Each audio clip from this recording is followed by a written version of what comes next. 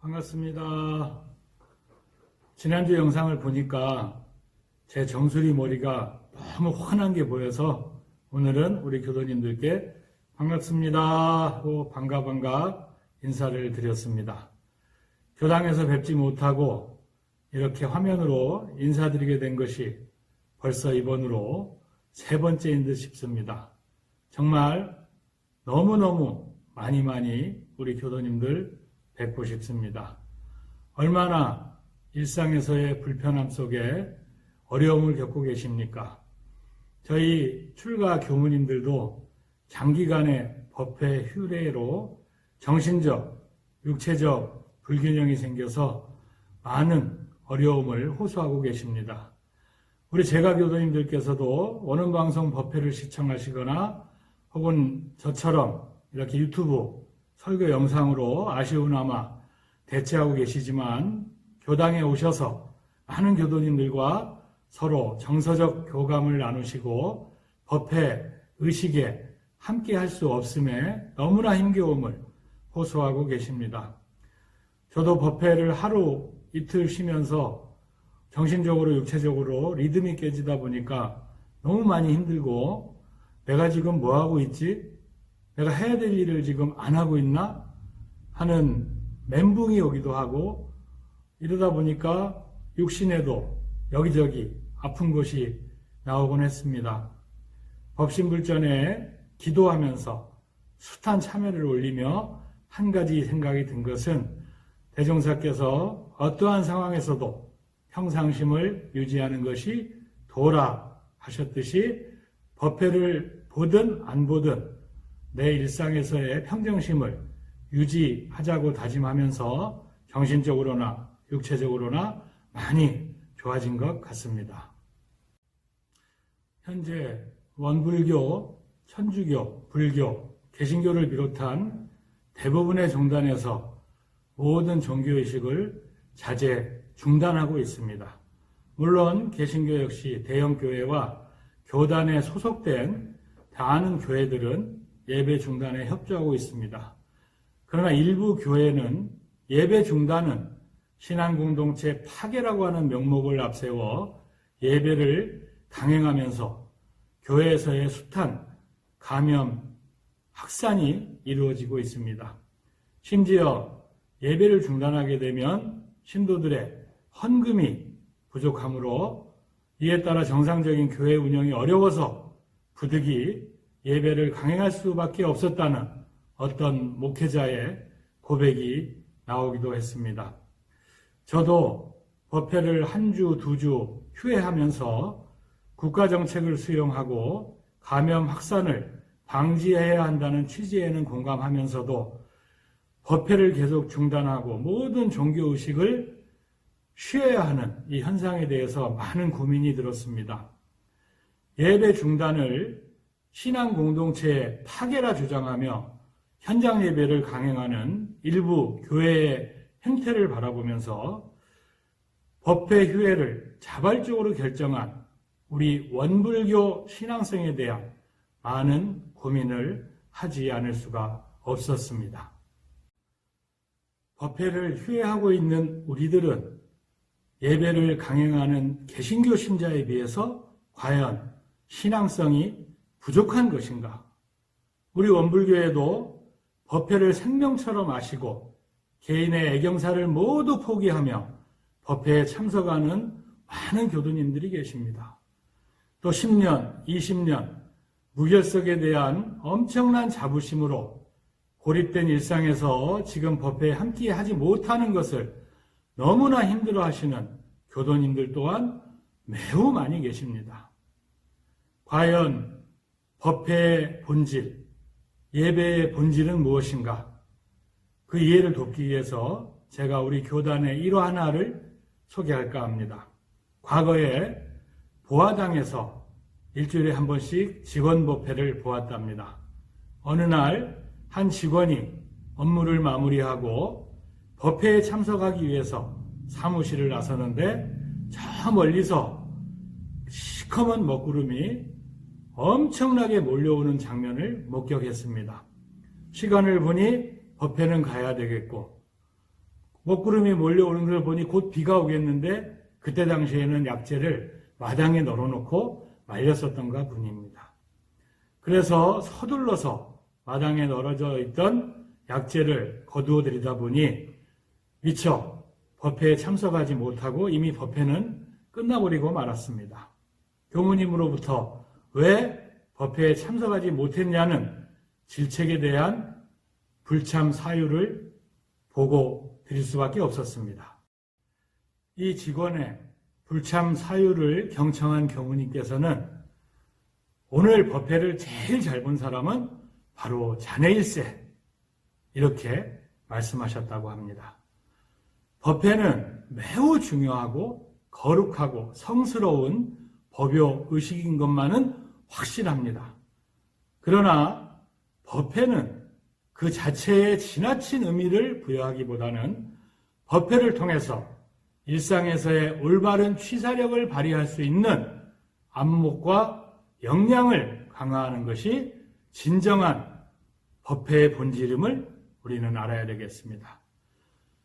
그 직원분이 비가 올 줄 알았으면서도 교무님께 들을 꾸중이 걱정돼서 약재를 미리 걷어들이지 않고 법회에 참석한 관계로 그 약재를 모두 못 쓰게 되었다면 과연 그 법회는 무슨 의미가 있을까요? 일상에서의 도움, 개선이 되지 않는 생명을 잃어버린 무용지물의 법회로 전락하고 말았을 것입니다. 일부 교회의 예배 강행에 대한 기독교의 시각도 다양합니다. 교회개혁 실천연대 고문이신 방인선 목사님은 신앙의 세계에 몰두해 신비적인 영역에만 매몰되면 상식이 무너진다고 밝히며 비상식으로 전략하면 위로를 받으러 왔던 분들과 치유를 받으러 왔던 분들이 더 큰 좌절감과 절망감에 모든 것을 잃을 수 있다고 경고하기도 합니다. 예배를 드리지 않으면 교회의 정체성이 무너지는 것처럼 생각하는 것은 천박한 신앙이며 왜곡된 신학의 모습이라 지적하면서 종교에는 특수성과 공공성이 있는데 지나치게 특수성만 강조해서 우리가 하는 일은 무엇이든 옳다는 우월주의에 사로잡히게 되면 교회의 공공성을 상실하게 된다고 지적하기도 합니다. 또 당면한 재정 문제에만 집착하다 보면 사회적 위기를 공감할 수 없어서 도리어 사회에 해악이 된다며 헌금에 대한 지적도 빼놓지 않고 있습니다. 성경에 보면 모이기를 힘쓰라 하는 말씀도 있지만 반대로 나는 제사를 원하지 않고 긍휼을 원한다는 말씀이 더 많다면서 예배의 본질과 기독교 신앙에 맞는 삶을 살아가는 것에 대한 이 문제를 코로나19 사태를 통해서 새롭게 들여다보게 되었다고도 말하고 있습니다. 그럼에도 불구하고 인간은 종교적 동물이기 때문에 신앙을 갖는다는 것은 이러한 위기 상황에서 평안을 유지하고 또 위기 극복을 위해 이 사회의 어려움과 함께 나아갈 수 있는 것이라며 종교 자체에 대한 불신 또한 경계했습니다. 법회의 본질에 대해 알기 위해서는 우리가 가지고 있는 신앙의 대상에 대한 인식을 살펴봐야 됩니다. 그 인식을 알아보기 위해서 제가 또 하나의 예화를 말씀드리고자 합니다. 어느 마을에 엄청난 비가 내리면서 큰 홍수가 났습니다. 그래서 산림도 보며 집도 다 떠내려가고 이렇게 있을 때 목사님께서 교회 꼭대기에 올라가 있었습니다. 물론 하나님께 기도하고 계셨겠죠. 이 목사님을 구조하기 위해서 이웃이 찾아오고 소방대원이 찾아오고 경찰관이 찾아왔습니다. 어서 이 배에 타시라고. 그러나 이 목사님은 하나님께서 나를 구원하러 오실 것이라며 그들의 구조의 손길을 거절했습니다. 결국은 교회마저도 이 물에 잠겨버리고 목사님은 죽음을 당하게 됩니다. 하늘나라에 가서 하나님을 만나게 된 이 목사님이 하나님께 원망을 합니다. 왜 나를 구원하지 않으셨습니까? 하나님께서 말씀하시기를 나는 너를 구원하기 위해서 이웃을 보냈고 소방대원을 보냈고 경찰관을 보냈지만 너는 결국 내 구원의 손길을 거부했기 때문에 결국은 죽음에 이르게 된 것이다. 이러한 것은 신앙의 대상과 나를 분리해서 보는 이분법적인 관점을 가지고 있기 때문입니다.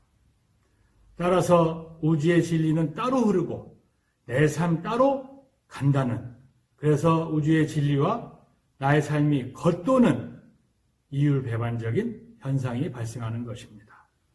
우리가 불단에 소중히 모신 이론상은 우주의 진리를 상징적으로 표현한 것이지 그 자체가 진리는 아닌 것입니다.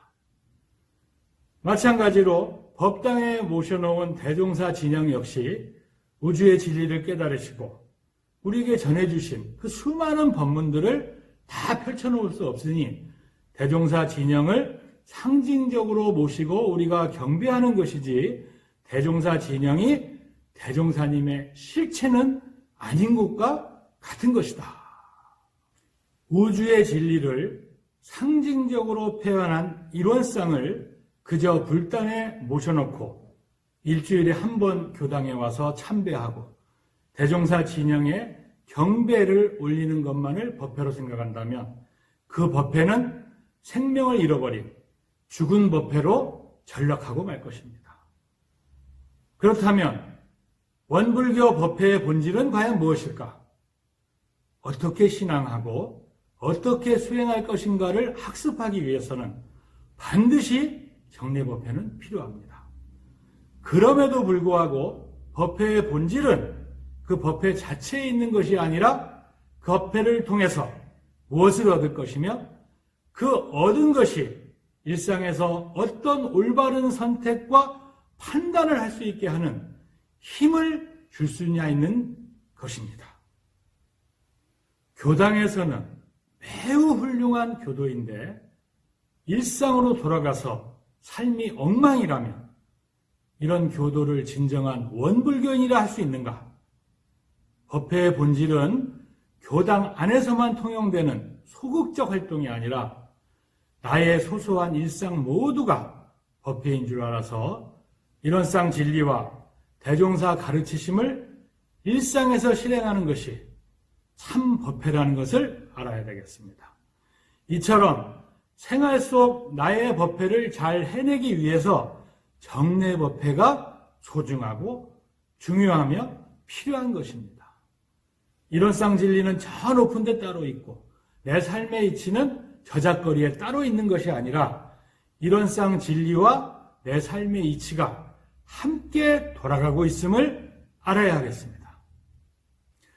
대종사께서 깨달으신 정수를 담아놓은 정전을 보면 이론상 진리를 필두로 이론상의 신앙과 수행을 밝히시고 우리 삶 속에서의 행동 강령으로서의 이론상 법어를 밝혀주신 깊은 뜻은 바로 교당을 넘어 이 사회의 구성원으로서 일상에서의 교법 실천을 통해 이 세상을 아름다운 낙원으로 만들어가는데 온 정성을 다하라는 것임을 우리 원불교인들은 반드시 명심해야 할 것입니다.